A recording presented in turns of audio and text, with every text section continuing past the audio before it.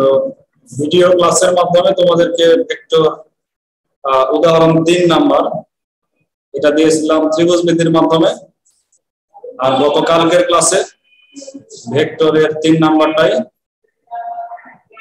অবস্থানের মাধ্যমে। দুইটা নিয়মে জানতে হবে, এটাই সবচেয়ে ভালো, দুইটা নিয়মে জেনে রাখা। ত্রিভুজ বিধির মাধ্যমে আর একটা হচ্ছে অবস্থান ভেক্টরের মাধ্যমে। তো প্রথমে আমরা আগে একটু পিছনের যে পড়াগুলো সেটা যাচাই করি। সাইফুল বলো, অবস্থান ভেক্টর কাকে বলা হয়? সাফিউল, সাইফুল তো না, সাফিউল বলো, অবস্থান ভেক্টর কাকে বলা হয়? পারবো না স্যার। সরাসরি কথা পারবে না?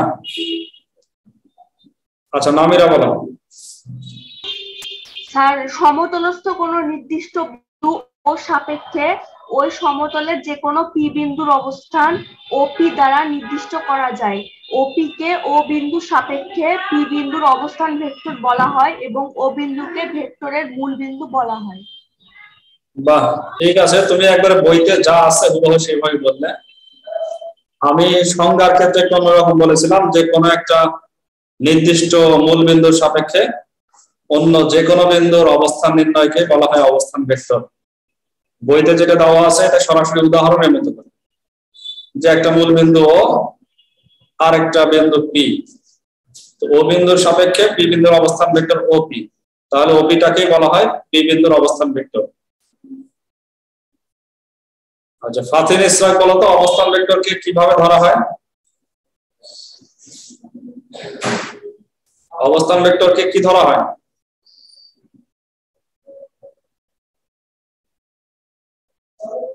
বড় হাতের অক্ষর না ছোট হাতের অক্ষর? হ্যাঁ,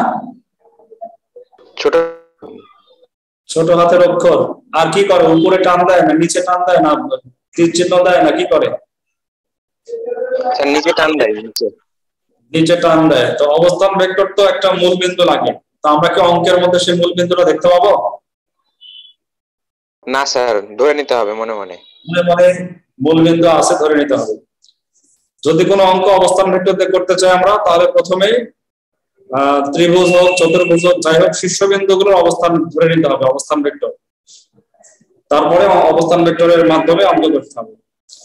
আচ্ছা এর পরের প্রশ্ন হচ্ছে, অথবা বলো দুইটা বিন্দুর অবস্থান ভেক্টর এ আর বি হলে, এ আর বি দুইটা বিন্দু তাদের অবস্থান ভেক্টর এ আর বি, তাহলে এ বি সমান সমান কি হবে? এ বি ভেক্টর সমান সমান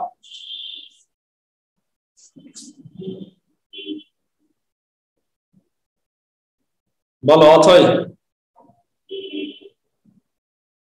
দুইটা বিন্দুর অবস্থান, দুইটা বিন্দু এ আর বি তাদের অবস্থান ভেক্টর ছোট হাতের এ ছোট হাতের বি নিচে টান, তাহলে এ বি ভেক্টরের এ বি ভেক্টর সমান কি হবে? আচ্ছা প্রীতম বলো।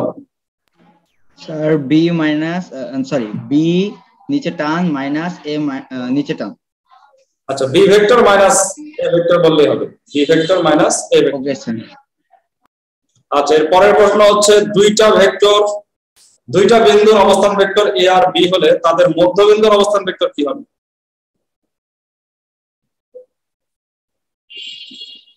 মধ্যবিন্দুর অবস্থান ভেক্টর বলবে sir? Sir B vector minus A vector divide by 2। না মাইনাস না, প্লাস এ প্লাস বি হবে, প্লাস স্যার, প্লাস আছে হ্যাঁ স্যার মনে পড়লো, plus B vector by 2। Yes sir. তো আজকে আমরা 4 নাম্বার উদাহরণ করব। প্রথমে সহজটা করি, প্রথমে অবস্থান ভেক্টরের মাধ্যমে করি, তারপরে অন্যটা করব। তো ভেক্টরের সাহায্যে প্রমাণ করো, প্রশ্ন দেওয়া আছে ভেক্টর পদ্ধতিতে প্রমাণ করো যে সামান্তরিকের কর্ণদ্বয় পরস্পরকে সমদ্বিখণ্ডিত করে। সামান্তরিকের কর্ণদ্বয় পরস্পরকে সমদ্বিখণ্ডিত করে, এটা প্রমাণ করতে হবে কিসের সাহায্যে? ভেক্টরের সাহায্যে।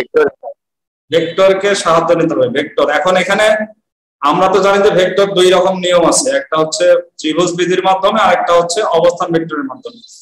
এখানে কোনো উল্লেখ নাই, কোন নিয়মে করতে হবে কোনো উল্লেখ নাই। তো যে নিয়মে ইচ্ছা আমরা করতে পারি। বইতে তো ত্রিভুজ বিধিতে করা আছে, আমরা অবস্থান ভেক্টর টেবিল করে দেখি কেমন হয়। তো প্রথমে আমরা একটা সমান্তরিক আঁকি। এটা হচ্ছে একটা সমান্তরিক এ বি সি ডি, হচ্ছে একটা সমান্তরিক যার এসি এবং বিডি কর্ণদ্বয় পরস্পর ও বিন্দুতে ছেদ করেছে। এটা হচ্ছে একটা সমান্তরিক। সমান্তরিকের ভেক্টর চিহ্নগুলো দেব কিভাবে? আমরা প্রথমে এ থেকে নিয়ে যাব সব দিকে, এ থেকে সব দিকে যাব, বাকি থাকলো বিডি আর ডিসি বাকি থাকলো। এখন ডিসি কেউ ডিতে শেষ করে, কেউ সিতে শেষ করে। আমি সমস্ত অঙ্ক যতগুলো ভেক্টরে করাবো সব শুরু হবে এ আর শেষ হবে সি। এজন্য আমরা ডি থেকে সি তে দিলাম। তাহলে লাভ কি হলো? এ বি আর ডিসি দিকটা ঠিক থাকবে। আর বি থেকে দিব ডি তে, কারণ ডি অক্ষরের আগে বি অক্ষর আসে, এজন্য বি থেকে যাবে ডি তে। তাহলে এ থেকে সব দিকে গেল, এই দিক দিয়ে সি তে গেল, সোজা সি তে গেল, আর বাকি থাকলো শুধু বি থেকে ডি। পুরা চিত্রে আমাদের শুরুর বিন্দু হচ্ছে এ আর শেষের বিন্দু হচ্ছে সি। যে কোনো চিত্রে তোমরা আঁকতে পারবে, এ ধরবে শুরু আর সি ধরবে শেষ। ভেক্টর চিহ্ন দিয়ে দিলাম। কিছু কথা হবে জ্যামিতির মতো, জ্যামিতিতে যেরকম আমরা বলি এরকম কথা হবে যে, মনে করি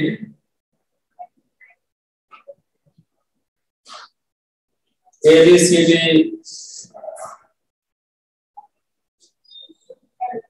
সমান্তরিকের, মনে করি এবিসিডি সমান্তরিকের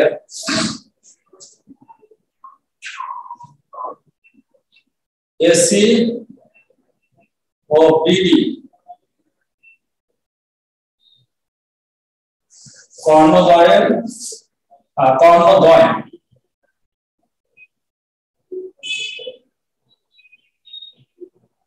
পরস্পর ও বিন্দুতে ছেদ করেছে। এটা আমরা ধরে নিলাম। মনে করি এবিসিডি সমান্তরিকের এসি ও বিডি কর্ণদ্বয় পরস্পর ও বিন্দুতে ছেদ করেছে। কি প্রমাণ করতে হবে? প্রমাণ করতে হবে যে ও বিন্দুতে কর্ণদ্বয় সমদ্বিখণ্ডিত হয়েছে। প্রমাণ করতে হবে কর্ণদ্বয় ও বিন্দুতে সমদ্বিখণ্ডিত হয়েছে।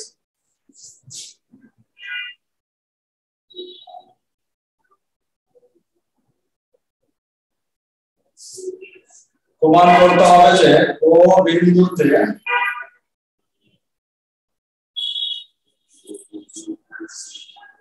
কর্ণদ্বয়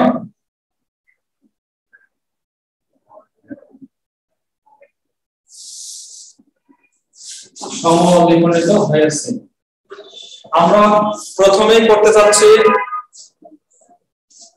অবস্থান ভেক্টর দিয়ে, এই কারণে একটু অন্যরকম হবে। এখানে যেন লিখলাম না যে ও এ সমান সমান ও সি, বি ও সমান সমান বি, এটা লিখলাম না। না লিখে আমরা লিখলাম যে ও বিন্দুতে কর্ণদ্বয় সমদ্বিখণ্ডিত হয়েছে। তার মানে এসির মধ্যবিন্দু যে ও এবং বিডির মধ্যবিন্দু যে ও, দুইজনের মধ্যবিন্দু যে একটাই, এটা আমাদেরকে দেখাতে হবে যে এসির মধ্যবিন্দু যেটা, বিডির মধ্যবিন্দু ওইটাই, একটা বিন্দুতে তারা দুইজন সমদ্বিখণ্ডিত হয়েছে। তো আমরা এখন এটা প্রমাণ করতে যাচ্ছি ভেক্টরের অবস্থান ভেক্টর দিয়ে। তো অবস্থান ভেক্টর হলে প্রথমে কি কাজ করতে হবে? মধ্যবিন্দু বের করতে হবে, শীর্ষবিন্দুগুলোকে ধরতে হবে। শীর্ষবিন্দু, হ্যাঁ শীর্ষবিন্দুগুলোকে ধরতে হবে। শীর্ষবিন্দুর অবস্থান ভেক্টর ধরতে হবে। তো ধরি এবিসিডি সমান্তরিকের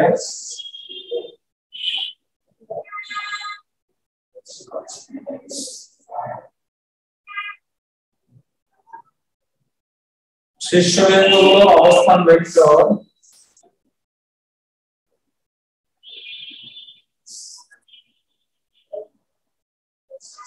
যথাক্রমে এ টা হবে ছোট হাতের এ, নিচে টান, বি একটা ছোট হাতের বি, সরি বি একটা ছোট হাতের বি নিচে টান, সি একটা সি হবে ডি একটা ডি। এই কাজটা আমাদের যে কোনো অঙ্কই অবস্থান ভেক্টরতে করতে গেলে এই কাজটা করতে হবে। এ একটা এ, বি একটা বি, সি একটা সি, ডি একটা ডি, আর সবগুলো নিচে টান, ছোট হাতের অক্ষর হবে, বড় হাতের অক্ষর হবে না, ধরে নিলাম। আচ্ছা, এখন এবি ভেক্টর তাহলে কি হবে? অতএব এবি ভেক্টর ইকুয়াল টু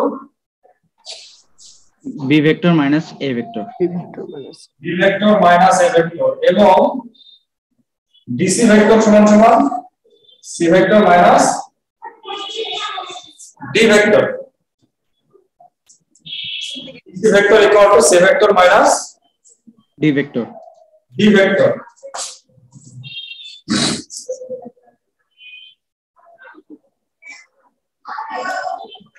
যেহেতু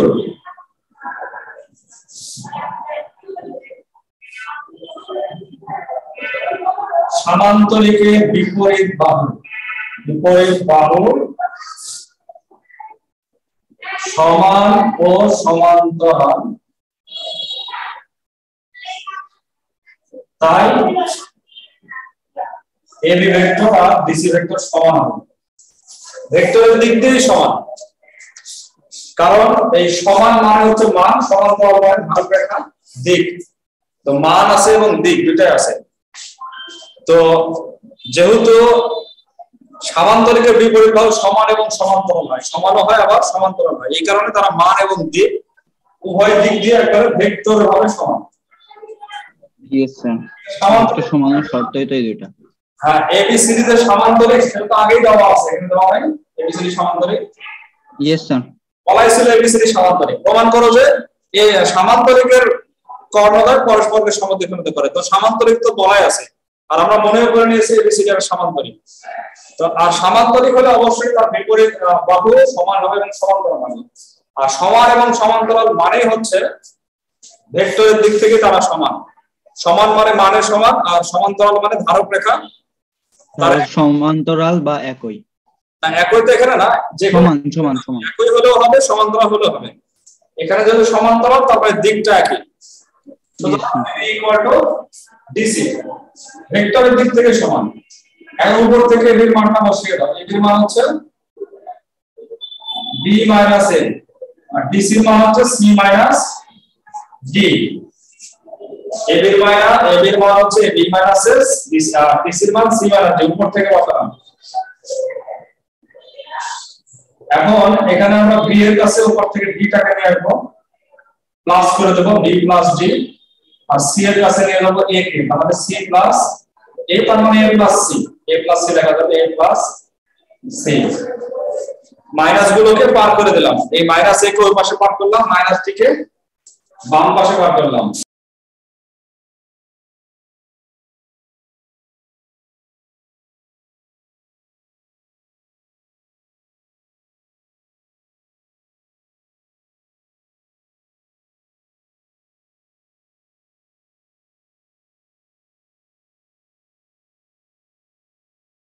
এই যে দুইটা যোগ করে দুই দিয়ে ভাগ করলে এটা কিসের অবস্থান আসে না? কিসের অবস্থান? মধ্যবিন্দুর অবস্থান ভেক্টর। মধ্যবিন্দুর অবস্থান ভেক্টর আসে। তাহলে এটা সমান সমান, তারপরের লাইনটা এখানে লিখছি। তো বাম পাশেটা আমরা লিখতে পারি, এটা হচ্ছে তাহলে বিডি এর মধ্যবিন্দুর অবস্থান ভেক্টর ইকুয়াল টু, ওই পাশে যেটা আছে সেটা কার অবস্থান ভেক্টর? ওটা হচ্ছে এসি এর মধ্যবিন্দুর অবস্থান ভেক্টর। তাহলে এখান থেকে কি বোঝা গেল যে বিডির মধ্যবিন্দু যেটা এসির মধ্যবিন্দু ওইটাই।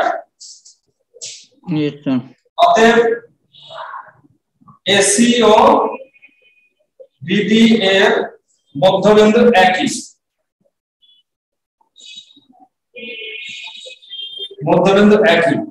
সুতরাং ও বিন্দুতে তারা ওই যে যেটা এখানে লিখছিলাম, ও বিন্দুতে এসি ও বিডি কর্ণদ্বয় সমদ্বিখণ্ডিত হয়েছে। সুতরাং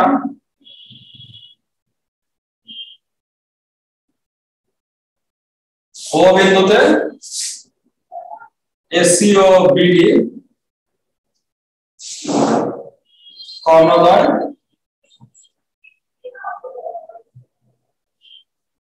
সমদ্বিখণ্ডিত হয়েছে। দেখো এটা বুঝতে পারলে ওটা ওই নিয়মের চেয়ে এই নিয়মটা সহজ বেশি, অবস্থান ভেক্টরের মাধ্যমে সহজ বেশি। ইয়েস স্যার, এটা সহজ। কথা বলতে হবে, ওই নিয়মটাও দেখা যেতে পারবো আমি। ধারক রেখা নিয়ে কথা বলতাম, সেখানে ধারক রেখা অশূন্য হলে কি হয়। আরেকবার দেখো, মনে করি এবিসিডি সামান্তরিকের এসি আর বিডি কর্ণদ্বয় পরস্পর অবিন্দুতে ছেদ করেছে। এখন আমরা বলছিলাম যে পরস্পর অবিন্দুতে সমদ্বিখণ্ডিত হয়েছে, এটা বলছে না, বললে তো প্রমাণই হয়ে যাবে। তো মনে করি এবিসিডি সামান্তরিকের এসি ও বিডি কর্ণদ্বয় পরস্পর অবিন্দুতে ছেদ করেছে। প্রমাণ করতে হবে যে ও বিন্দুতে কর্ণদ্বয় সমদ্বিখণ্ডিত হয়েছে, এটা সমদ্বিখণ্ডিত হয়েছে প্রমাণ করতে হবে। তো ধরি এবিসিডি সামান্তরিকের শীর্ষ বিন্দুগুলোর অবস্থান ভেক্টর যথাক্রমে এ বি সি ডি, কারণ একটা এ, বি একটা বি, সি একটা সি, ডি একটা ডি। এটা ধরতে হবে, এই লাইনটা একেবারে কমন। প্রত্যেকটা অঙ্ক যেটাই তুমি অবস্থান ভেক্টর করবে সেটাতে এই লাইনটা কমন। ত্রিভুজ হলে এবিসি, এবিসি ধরতে হবে। এখন যে কোনো দুইটা বাহু মিলেই হবে, এবি আর সি, যে কোনো দুইটা বিপরীত বাহু মিলে হবে, অথবা এবি আর বিসি মিলেও হবে। এবি বের করলাম, এবি মানে আমরা জানি হচ্ছে পরেরটা বিয়োগ আগেরটা, অবস্থান ভেক্টর জানা আছে, তাহলে AB vector equal to a minus B আর BC vector equal to D minus C. তো যেহেতু সামান্তরিকের বিপরীত বাহু সমান ও সমান্তরাল হয়, এটা আমাদের জানা আছে, সামান্তরিক মানে কিন্তু তার বিপরীত বাহুটা সমানও হবে সমান্তরাল হবে। এই কারণে তারা মান এবং দিক উভয় দিক থেকে সমান, অর্থাৎ ভেক্টরই সমান। Vector AB equal to vector BC, vector AB equal to vector BC. কেন ডাইরেক্ট ভেক্টর লিখতে পারলাম? কারণ শুধু মানে সমান, তার দিকেও সমান। সমান্তরাল মানে হচ্ছে তাদের দিকও সমান। আমরা দেখতে পাচ্ছি দিক দুজনে একদিকে আছে, এ থেকে বি যেদিকে গেছে, বি থেকে সি ওদিকে গেছে, দিকেও তারা সমান এবং তারা সমান্তরালে আছে বলে একবারে ধারক রেখাটা সমান্তরাল যদি হয় তাহলে আমরা সমান ভেক্টর বলতে পারি। তো সেই হিসাবে এবি আর বিসি এর সমান ভেক্টর। এবি এর মানটা উপর থেকে বসিয়ে দাও, বি মাইনাস এ, আর ডিসি এর মান সি মাইনাস ডি। এবার এটাকে ওপাশে নিয়ে যাও মাইনাস সি, আর ডিটাকে ওপাশে নিয়ে আসো মাইনাস সি, প্লাস হয়ে যাবে B plus D equal to A plus C. উভয়কে 2 দিয়ে ভাগ, তাহলে বি প্লাস ডি বাই 2 আর একটা হচ্ছে এ প্লাস সি বাই 2। এখন বি প্লাস ডি বাই 2 এটা হচ্ছে মধ্যবিন্দুর ক্ষেত্রে বি প্লাস ডি বাই 2 এরকম গড়ের সূত্র আসে মধ্যবিন্দুর ক্ষেত্রে। তো বি প্লাস ডি বাই 2 হবে তাহলে বিডি এর মধ্যবিন্দু, বিডি এই ভেক্টরের মধ্যবিন্দু বা বিডি কর্ণের মধ্যবিন্দু অবস্থান ভেক্টর। বিডি এর মধ্যবিন্দুর অবস্থান ভেক্টরটা আসছে এই যে বি প্লাস ডি বাই 2, আর এসি এর মধ্যবিন্দুর অবস্থান ভেক্টরটা হচ্ছে এ প্লাস সি। তাহলে বিডি এর মধ্যবিন্দুর অবস্থান ভেক্টর যা আসছে এসি এর মধ্যবিন্দুর অবস্থান ভেক্টর তাই আসছে। তার মানে এটা কখন সম্ভব? দুইজনের মধ্যবিন্দুর অবস্থান ভেক্টর একই আসা কখন সম্ভব? যখন দুইজনের মধ্যবিন্দু কি একটাই মধ্যবিন্দু একই হলে, একই মধ্যবিন্দু। সুতরাং বোঝা গেল যে এসি আর বিডি এর মধ্যবিন্দু একই, এসি আর বিডি কর্ণদ্বয়ের বা এর মধ্যবিন্দু একটাই মধ্যবিন্দু। সেটা কি? সেটা হচ্ছে ও। ওটা তো আমাদের আগে থেকে জানা আছে, ও বিন্দু সেট করেছে পরস্পর, ওইটা ছাড়া তো হবে না। পরস্পর যেখানে সেট করেছে সেটা ছাড়া তো অন্যটা হবে না। সুতরাং ও বিন্দুতে এসি ও বিডি কর্ণদ্বয় সমদ্বিখণ্ডিত হয়েছে, প্রমাণিত।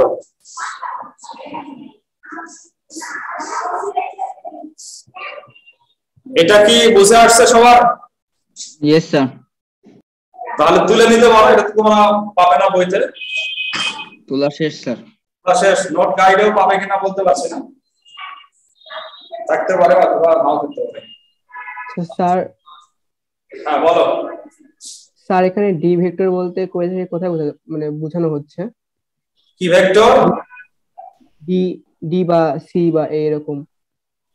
ডি তো কোনো ভেক্টর, ডি কি করে ভেক্টর হয়? ডি হচ্ছে অবস্থান ভেক্টর। ডি সি একটা দুটো অবস্থান ভেক্টর স্যার, অবস্থান ভেক্টর ওটা বলতেছি।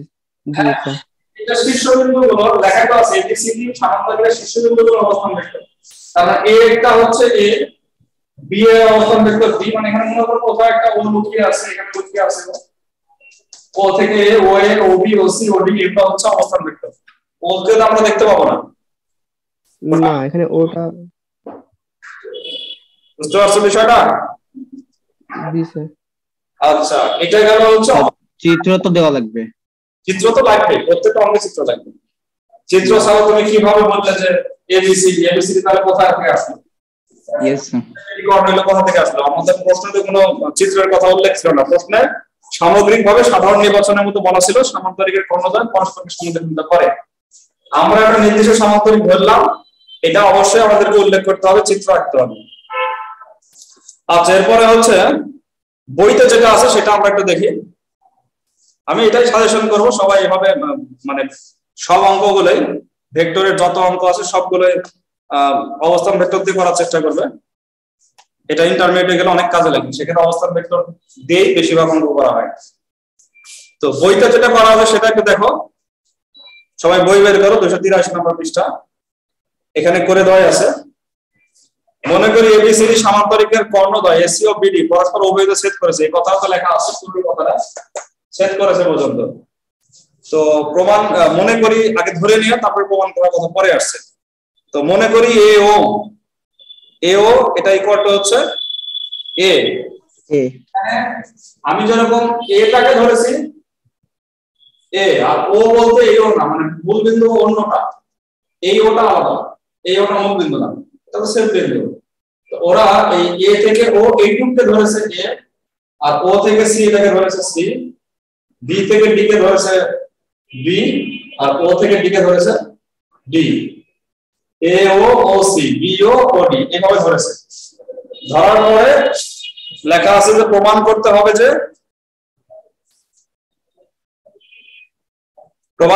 যে এ ইকুয়াল টু সি আর বি ইকুয়াল টু ডি। তার মানে এই অংশের মান, এখানে সরাসরি শুধু এ বলা নাই, এর মান, এ ভেক্টরের মান বড় মান দিয়ে বোঝাচ্ছে এ ভেক্টরের মান। এই ভেক্টরের মান ইকুয়াল টু সি ভেক্টরের মান, আর বি ভেক্টরের মান ইকুয়াল ডি ভেক্টরের মান। তার মানে এই ও বিন্দুতে সমদ্বিখণ্ডিত হয়েছে বলে এই দুই সাইডটা সমান হবে, এটাই দেখাতে যাচ্ছে। তো প্রথমে কি নিয়ে আসছে, প্রথমে ত্রিভুজের নাম উল্লেখ করা নাই, এটা বোঝা মুশকিল। ত্রিভুজ এ ও ডি তে নিয়ে আসছে। আমি কিছুটা একটু লিখে দিই, তাহলে বুঝতে সুবিধা হবে। এটা বইয়েরটা বোঝাচ্ছি, যার কাছে যেই পদ্ধতি ভালো লাগে সে সেটা করতে পারো, কোনো সমস্যা নাই, কিন্তু কোনো ভুল করা যাবে না, কোনো গাণিতিক কোনো ভুল, কোনো সূত্রের ভুল করা যাবে না, তাহলে নাম্বার পাবো না। পদ্ধতির কারণে নাম্বার কাটা যাবে না। তো প্রথমে ত্রিভুজ এ ও ডি, এই ত্রিভুজের ভেক্টরের যোগের ত্রিভুজ বিধি, এখানে যোগের ত্রিভুজ বিধি হচ্ছে AO plus OD equal to কি হবে, AD হবে। তাহলে এখানে এটা হবে, আর তোমার ত্রিভুজ, আরেকটা ত্রিভুজ হচ্ছে ত্রিভুজ BOC। ত্রিভুজ BOC তে কি পাওয়া যাবে, BO plus OC equal to BC। এখন AB আর BC এরা দুজন কি, এরা দুজন হচ্ছে সামান্তরিকের দুইটা বিপরীত বাহু। তো যেহেতু সমান্তরিকের বিপরীত বাহু পরস্পর সমান ও সমান্তরাল, এই কথাটা আমরা আগে ব্যবহার করেছিলাম, এখনো লাগতেছে, কারণ এটা লাগবে, এটা ছাড়া হবে না। তো যেহেতু সমান ও সমান্তরাল, এই কারণে এই দুজন সমান হবে, AB ভেক্টর আর BC ভেক্টর সমান এবং সমান্তরাল হওয়ার কারণে তারা ভেক্টরের দিকটা সমান হবে। এখানে মান বসবে AO plus OD equal to হচ্ছে BO প্লাস OC। এখন AO এর কাছে আমরা OC কে নিয়ে আসবো, কারণ এটা এক রেখাতে আছে। AO এর কাছে নিয়ে আসবো OC কে, আর BO এর কাছে নিয়ে যাব OD কে, কারণ এরা আছে এক রেখাগুলো এক সাইডে নিয়ে আসবো। এখন এখানে মান বসিয়ে দাও, AO টা হচ্ছে আমার বড় ছিল A, OC টা বড় ছিল C, BO টা বড় ছিল B, আর OD টা বড় ছিল D। আমি কিন্তু অনেক কিছু লিখতেছি না, তার মানে মনে করেন এটা অনেক ছোট। এটা কত বড় তোমাদের বইতে তো পড়াই আছে, দেখলে বুঝতে পারবে। এখন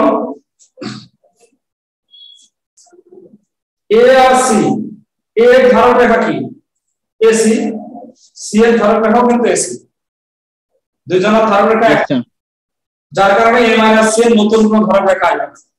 A - C এই দুজন মিলে ধারক রেখা একটাই, সেটা হচ্ছে AC। আবার B এর ধারক রেখাও B, B এর ধারক রেখাও BD, B এর ধারক রেখাও BD, অর্থাৎ B - D মাইনাস প্লাস করা দ্বারা নতুন কোন ধারক রেখা একটাই থাকবে, একই রাস্তায় তারা গেছে। তাহলে b মাইনাস d এর ধারণাটা হচ্ছে bd। এখন আমরা জানি দুইটা ভেক্টর, এটা একটা ভেক্টর এটা একটা ভেক্টর, দুইটা ভেক্টর যদি সমান হয় এবং তারা যদি অশূন্য না হয়, দুইটা অশূন্য বলছি শূন্য যদি না হয়, তার মানে অশূন্য যদি তারা হয়, দুইটা ভেক্টর যদি সমান অশূন্য ভেক্টর হয়, দুইটা ভেক্টর সমান এবং অশূন্য যদি হয়, তাহলে অবশ্যই তাদের ধারক রেখা একই হবে অথবা সমান্তরাল। অশূন্য হলে। তো এখানে আমরা দেখতে পাচ্ছি একই তো না, এটা দুইটা তো ক্রস, তো ক্রস একই না আবার সমান্তরাল হওয়া সম্ভব না, কারণ এটা পরস্পর ছেদি। পরস্পর ছেদি দুইটা যদি হয় তাহলে তারা একইও হতে পারে না, সমান্তরালও হতে পারে না। পরস্পর ছেদি ক্রস, তো সমান্তরালের শর্ত হচ্ছে কোনদিন ছেদ করবে না, তো পরস্পর ছেদ করলে আবার সমান্তরাল হয় কিন্তু সমান্তরাল তখন হবে না। আবার ক্রস ভাবে ছেদ করেছে একই তো হওয়া সম্ভব না, কারণ দেখাই যাচ্ছে যে দুইটা দুই দিকে চলে গেছে, একইও নয় সমান্তরাল নয়। সুতরাং এরা কি হবে? এরা অসমান্তরাল। বলেছিলাম অশূন্য হলে এটা হবে, তো অশূন্য যেহেতু এটা হতে পারছে না, একই হতে পারছে না, সমান্তরাল হতে পারছে না, অতএব এটা শূন্য। তাহলে এও শূন্য এও শূন্য, দুইজনে শূন্য ছাড়া এটা সম্ভব না।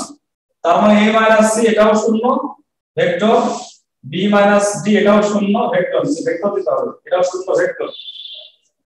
এই শূন্য শুধু শূন্য দিলে কিন্তু ভুল, শূন্য নিচে একটা টান দিতে হবে, ভেক্টর শূন্য।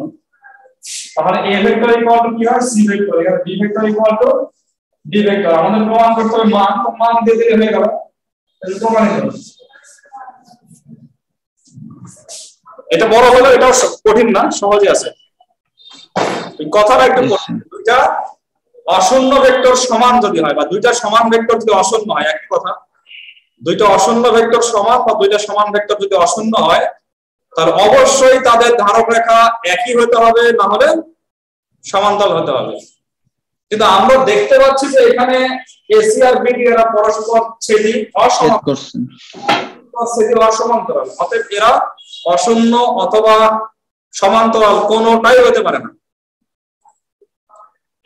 তো কোনোটাই যেহেতু হতে পারে না, তাহলে তো অশূন্যই হতে পারে না। তাহলে কি হবে? শূন্য। তার মানে এটাও শূন্য ওটাও শূন্য, a মাইনাস c ও শূন্য, b মাইনাস d ও শূন্য। এটা শূন্য থেকে আমরা a আর c সমান পেয়ে গেলাম, এটা শূন্য থেকে b আর d সমান পেয়ে গেলাম।